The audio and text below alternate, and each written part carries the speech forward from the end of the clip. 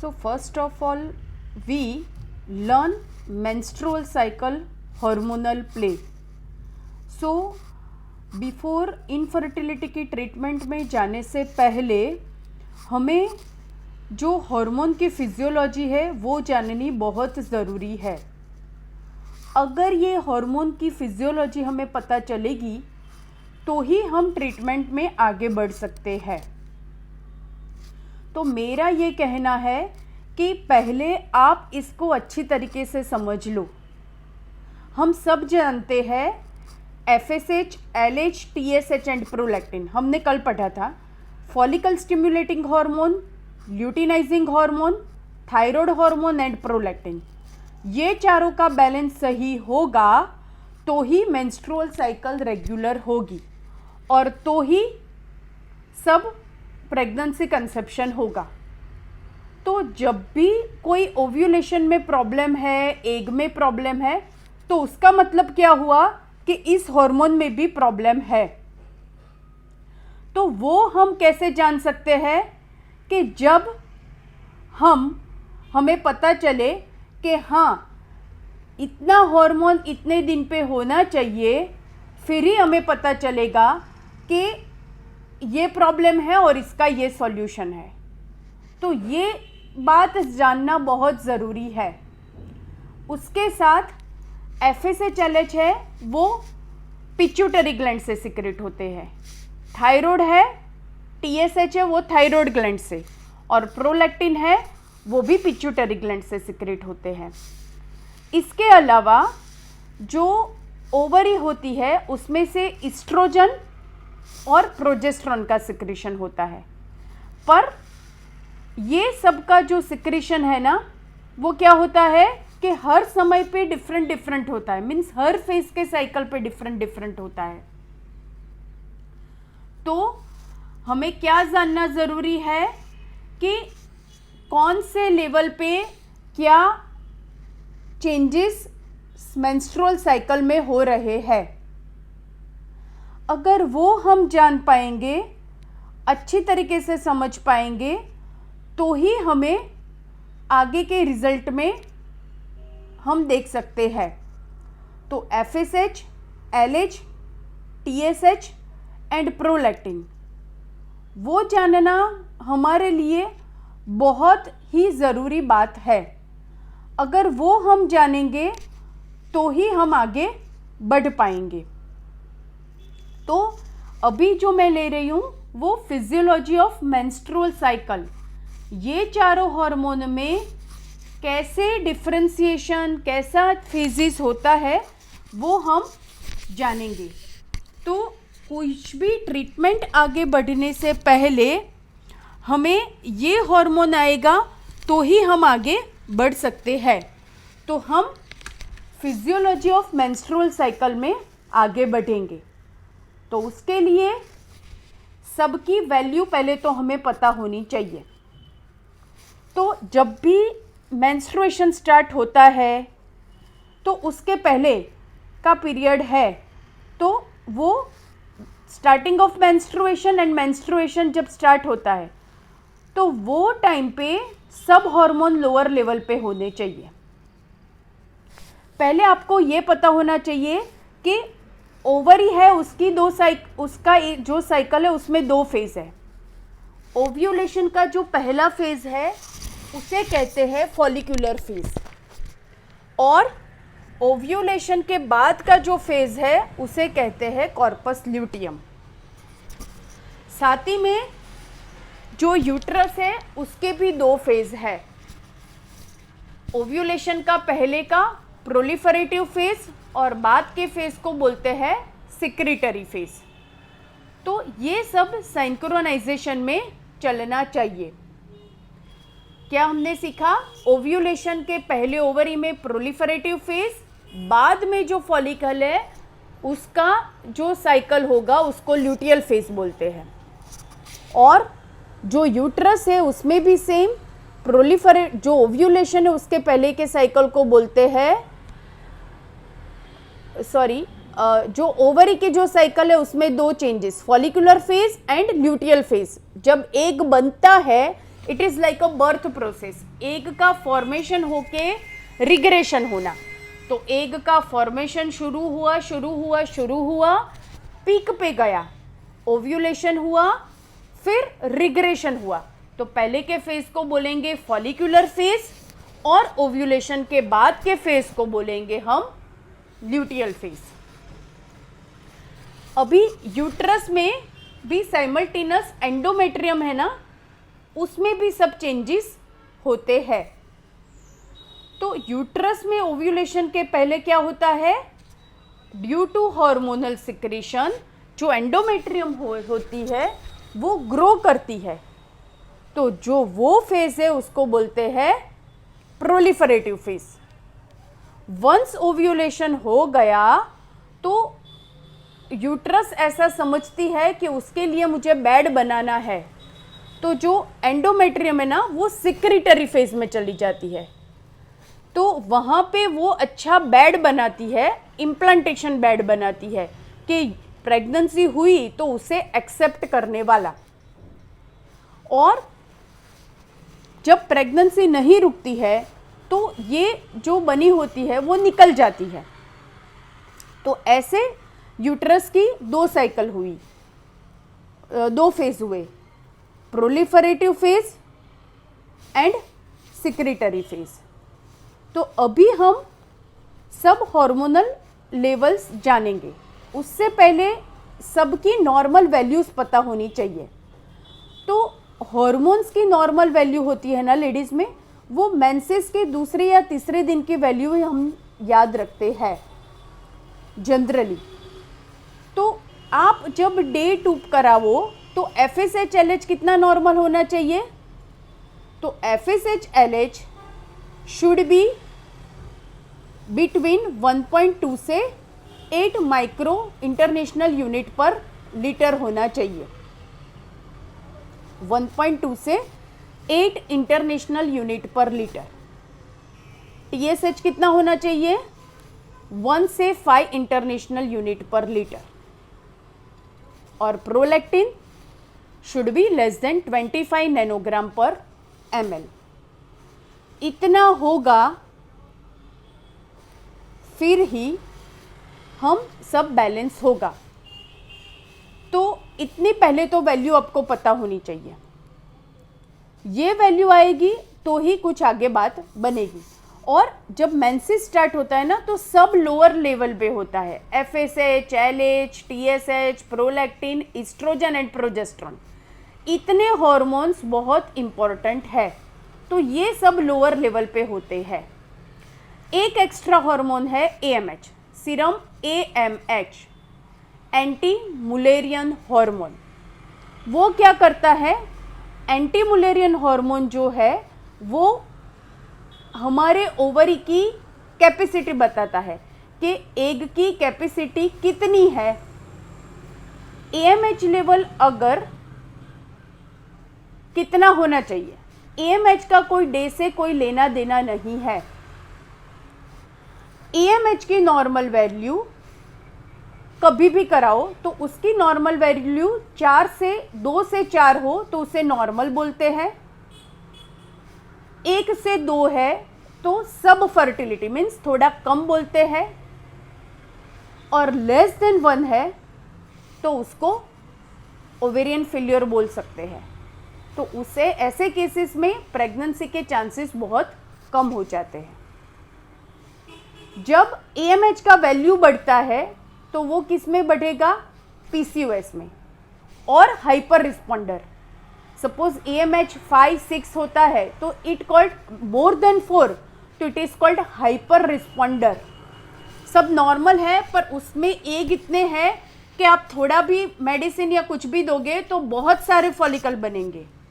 और हमें ये ध्यान रखना है कि सब चीज़ें मॉडरेट में हो, न कम न ज़्यादा। बहुत कम हुआ तो भी अच्छा नहीं है, बहुत ज़्यादा है तो भी अच्छा नहीं है। तो normal AMH should be between 2 to 4, 4.5 ऐसा चलता है। पर बहुत ज़्यादा AMH हो लाइक PCOS होता है ना, तो कई बार उसमें AMH 20 जितना जाता है। तो उसमें क्या होता है कि एग बनते हैं पर कहते हैं ना कि बहुत ज़्यादा हो तो काम भी बिगड़ता है। तो बहुत सारे एग हो गए तो जो क्वालिटी ऑफ एग है ना वो हमें नहीं मिलती है। तो it should be in a balanced state. तो AMH should between 2 to 4 is ideal. Now ये मैंने पहले सारा बात सब आपको बता दिया कि ये नॉर्मल वैल्यूज़ होनी चाहिए। अभी आप इस फिगर को सामने रखो आपके सामने, और जो मैं बोलती हूँ वो ध्यान से सुनो। इसमें सब पीछे लिखा हुआ है, पर वो आपको तभी समझ में आएगा जब आपको ये फिगर दिखती है, इतनी इजी नहीं है।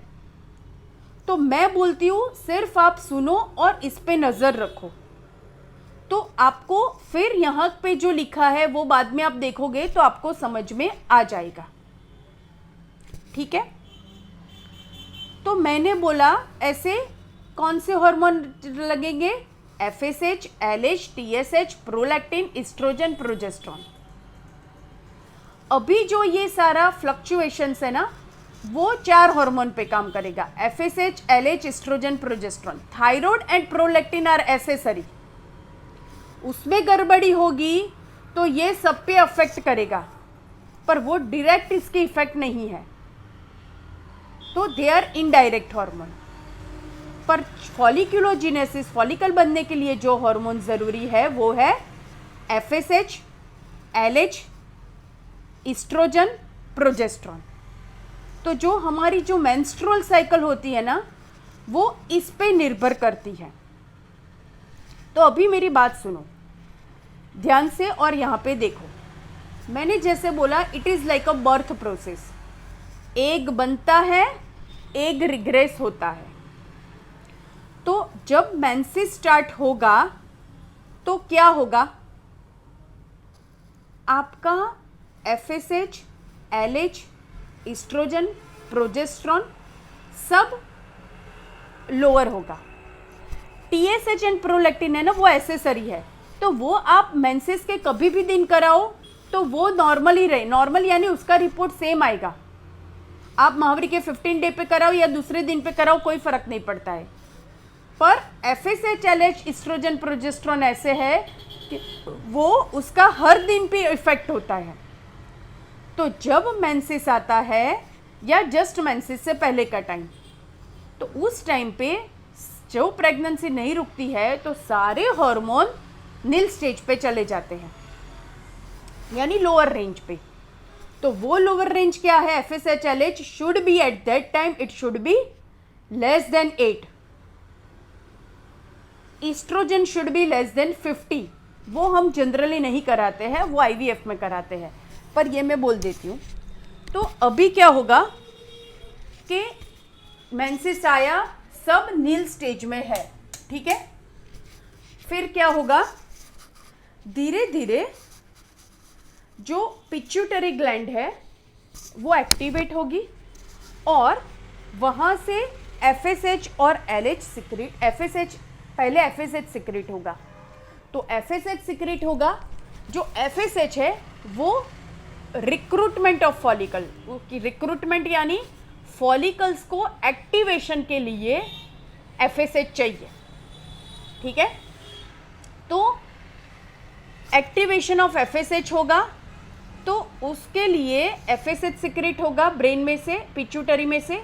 वो ओवरी में जो एग पड़े हुए होते हैं उसको एक्टिवेट करेगा। तो फॉलिकल की साइज धीरे धीरे वो एक्टिवेट हो गए तो वो बढ़ेंगे। इनएक्टिव स्टेज में जो फॉलिकल्स रहते हैं वो लेस देन 8 mm होते हैं, 8 to 10 mm से कम होते हैं सारे एग। 3 to 8 mm की साइज होती है जनरली डे 2 डे 3 पे फॉलिकल्स की साइज 3 to 8 mm। अभी FSH आया तो वो एक्टिवेट होंगे और धीरे धीरे फॉलिकल बढ़ेंगे साइज में। तो जैसे जैसे साइज बढ़ेगी ऐसे क्या होगा? धीरे धीरे एस्ट्रोजन सिक्रेट होना शुरू होगा। तो FSH बढ़ेगा, एस्ट्रोजन बढ़ेगा, दोनों बढ़े। अभी महावरी के 6ठे दिन पे, 5वें 6ठे दिन पे क्या होगा? सारे फॉलिकल्स एक्टिव हो गए FSH की वजह से, और इस्ट्रोजन भी ओवरी में से सिक्रेट होना शुरू किया। तो धीरे धीरे फॉलिकल्स ग्रो करते हैं, पर 5वें 6ठे दिन पे क्या होगा, अभी FSH का काम खत्म हो गया। FSH खाली एक्टिवेट करता है, अभी उसको धक्का मारने का काम LH करेगा। तो FSH अभी नहीं बढ़ेगा इतना ज़्यादा, अभी जो बढ़ेगा वो LH बढ़ेगा। तो LH का एकदम राइज आएगा धीरे धीरे। तो अभी क्या होगा, 6ठे दिन से इस्ट्रोजन बढ़ेगा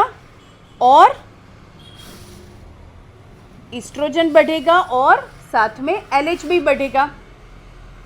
तो क्या होगा, इस्ट्रोजन धीरे धीरे बढ़ेगा, LH बढ़ेगा, और महावरी के 11, 10, 12th डे पे LH एकदम पीक पे आ जाएगा। पीक यानी अभी इससे ज़्यादा नहीं बढ़ पाएगा, तो वो LH पीक होगा। तो जब LH पीक होता है ना, उसके 36 घंटे बाद ओव्यूलेशन होता है। Got it? LH पीक के 36 घंटे बाद ओव्यूलेशन होगा। जैसे ही ओव्यूलेशन हुआ वैसे सडन LH का डाउन आएगा। तो LH down, FSH down ovulation के बाद, और ओवरी में से एग रिलीज हो गया। एग का रिलीज होना, क्या, जो ओवरी होती है ना उसमें फॉलिकल्स बनते हैं। आप फॉलिकुलर स्टडी देखते हो तो उसमें लिखा होगा मैच्योर्ड एग किसको बोलते हैं। तो जनरली 18 to 20 mm जो होता है ना, जब फॉलिकल की साइज होती है ना, उसे मैच्योर्ड एग बोलते हैं। तो जनरली 20 mm फॉलिकल साइज होती है ना, तो उस टाइम पे LH पीक आएगा, फिर वो रप्चर होगा। तो रप्चर यानी क्या होगा, जो वो फॉलिकल है ना उसमें फॉलिकुलर फ्लूइड होता है, मीन्स पानी होता है, और उसमें एग तरता है। मान लो एक बलून है और इसमें एक सिक्का रखा है, ऐसी चीज़ है कि फॉलिकल है वो बलून है और इसमें एक सिक्का तरता है, वो एग है। तो क्या होगा, फॉलिकल झट से रप्चर हुआ, रप्चर होने से एग रिलीज हुआ, और वो एग फिम्ब्रिया फैलोपियन ट्यूब को पकड़ लेगा, उस एग को। तो जब आप अल्ट्रासाउंड देखोगे ओव्यूलेशन के बाद, तो वो लोग क्या लिखेंगे, dominant follicle disappear and free fluid seen in the POD। समझ में आया? Free fluid seen in the POD, pouch of Douglas में दिखता है। तो जो फॉलिकल था वो रप्चर हुआ और उसका फ्लूइड POD में आया और एग वहां से रिलीज हुआ। Got it? अभी क्या हुआ, एग रिलीज हुआ और वो फैलोपियन ट्यूब में आया। तो जो एग रिलीज हुआ, फॉलिकुलर फ्लूइड जिसने रिलीज किया, ओव्यूलेशन के बाद वहां पे कॉर्पस ल्यूटियम बनेगा और वो इस्ट्रोजन और प्रोजेस्टेरोन सिक्रेट करेगा, क्योंकि वो तो मानता है कि मैंने एग रिलीज किया तो अभी यूट्रस में प्रेगनेंसी रुकेगी, तो उसको मुझे नरिश करना है, उसका न्यूट्रिशन मुझे पूरा देना है। तो corpus luteum oestrogen progesterone secrete करेगा। तो सडन इस्ट्रोजन प्रोजेस्टेरोन राइज होगा पोस्ट ओव्यूलेशन में। इस्ट्रोजन कम पर प्रोजेस्टेरोन बहुत राइज होगा फॉर प्रेगनेंसी नरिशमेंट के लिए।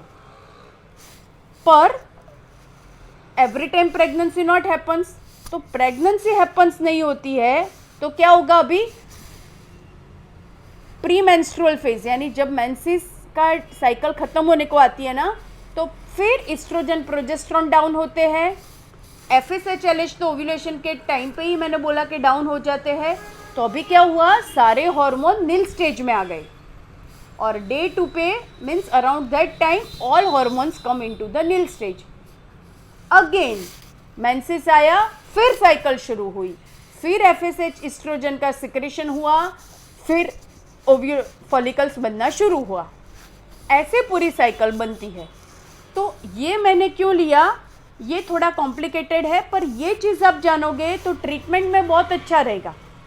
आपको सब पता चलेगा कि कैसी कैसी कंडीशन होती है। जो गेव एग की है ना, वो इसी पे निर्भर रहती है। अगर आपने ये समझ लिया तो आगे आपको अच्छा सब समझ में आएगा। इन शॉर्ट क्या होगा, जब साइकिल शुरू होगी तब FSH LH should be less than 8, oestrogen should be less than 50, फिर धीरे धीरे FSH बढ़ेगा, ईस्ट्रोजन बढ़ेगा, 5वें 6ठे दिन पे उसको धक्का मारने के लिए LH आएगा, LH धीरे धीरे बढ़ेगा, 8 से आगे बढ़ेगा भी बढ़ेगा, LH एकदम पिक पे गया मैक्सिमम लेवल पे उसके, तो वो क्या होगा, ओव्यूलेशन हुआ, ओव्यूलेशन के बाद ईस्ट्रोजन और प्रोजेस्टेरोन राइज होगा, प्रेगनेंसी नहीं रुकती है, तो at the end of the cycle सब हार्मोन फिर से नल स्टेज में आ जाएंगे। तो ये बहुत इम्पोर्टेंट चीज़ है। दूसरी चीज़ ध्यान में रखने की, जो ओवरी की साइकिल है ओव्यूलेशन के पहले की, उसको क्या बोलते हैं, फॉलिकुलर फेज, और ओव्यूलेशन के बाद को बोलते हैं ल्यूटियल फेज, बिकॉज पहले फॉलिकल बनता है बाद में कॉर्पस ल्यूटियम बनता है, तो follicular phase and corpus luteal phase. Endometrium में, हाँ फॉलिकल का बताया, अभी एंडोमेट्रियम का मैं बताना भूल गई। एंडोमेट्रियम में क्या होगा कि जब मेंसेस स्टार्ट होता है तो एंडोमेट्रियम ऑल्सो शुड बी क्या होगा ना, कि वह बहुत माइनर स्टेज में होगा, तो it should B 2 to 3 mm ही होगा, वो धीरे धीरे आगे बढ़ेगा। At the time of ovulation कितना होगा, 7 to 12 mm, और बाद में फिर सेक्रेटरी फेज में प्रेगनेंसी होगा तो आगे बढ़ेगा, वरना फिर वो धीरे धीरे कम होता जाएगा। तो ऐसे एंडोमेट्रियल थिकनेस पहले जो बनता है, पहले क्या बनता है, पड बनता है, तो प्रोलिफरेटिव फेज, और बाद में बेड के लिए सेक्रेटरी फेज, प्रेगनेंसी नहीं रुकती है तो शेडिंग मीन्स मेंसेस आ जाता है। तो ऐसा करके जो बनता है प्रोलिफरेटिव एंड सेक्रेटरी, ऐसा करके पूरा जो साइकिल बनता है, इसको फिजियोलॉजी ऑफ मेंस्ट्रुएशन बोलते हैं। ठीक है।